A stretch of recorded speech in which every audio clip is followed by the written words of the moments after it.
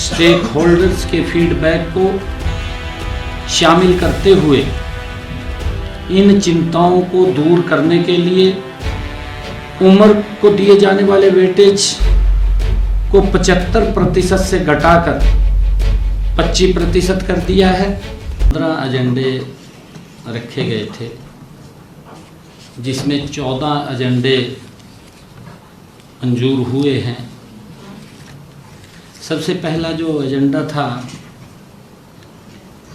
वो model online transfer policy 2026 और teacher transfer policy 2026 को मंजूरी दी गई है।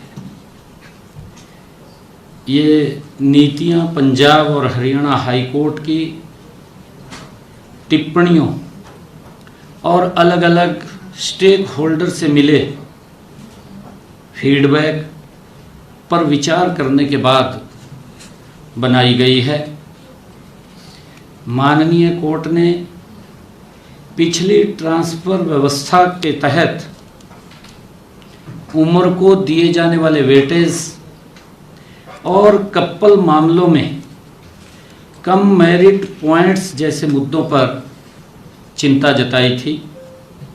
इसी के अनुसार स्टेक होल्डर्स के फीडबैक को शामिल करते हुए इन चिंताओं को दूर करने के लिए पॉलिसी फ्रेमवर्क की पूरी तरह से समीक्षा की गई है। नई नीतियों के तहत ट्रांसफ़र के लिए कर्मचारियों की रैंकिंग एक नए 120 पॉइंट वाले कंपोजिट स्कोरिंग फ्रेमवर्क से तय की जाएगी। उम्र को दिए जाने वाले वेटेज को 75% से घटाकर 25% कर दिया है।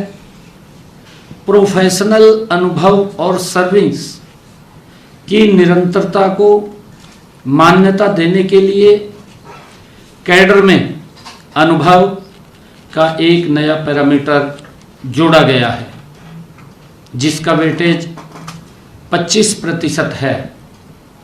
इसके अलावा स्पेशल फैक्टर्स जो खास परिस्थितियों में के लिए वेटेज को 25% से बढ़ा करके 50% किया गया है। साथ ही गंभीर बीमारियों की लिस्ट में मुस्कुलर डिस्ट्रॉफी, बेसेट रोग और खास अंग प्रत्यारोपण जैसे पैनक्रियास, बोन मैरो ट्रांसप्लांट को भी इसमें शामिल किया गया है। नीतियों में एक जरूरी प्रावधान भी जोड़ा गया है, जिसके तहत रिटायरमेंट से 1 साल पहले किसी भी कर्मचारी या शिक्षक का ट्रांसफ़र उनकी लिखित सहमति के बिना नहीं किया जाएगा। कपल केस कैटेगरी के तहत मिलने वाले मेरिट पॉइंट्स को 5 से बढ़ाकर 10 कर दिया गया है।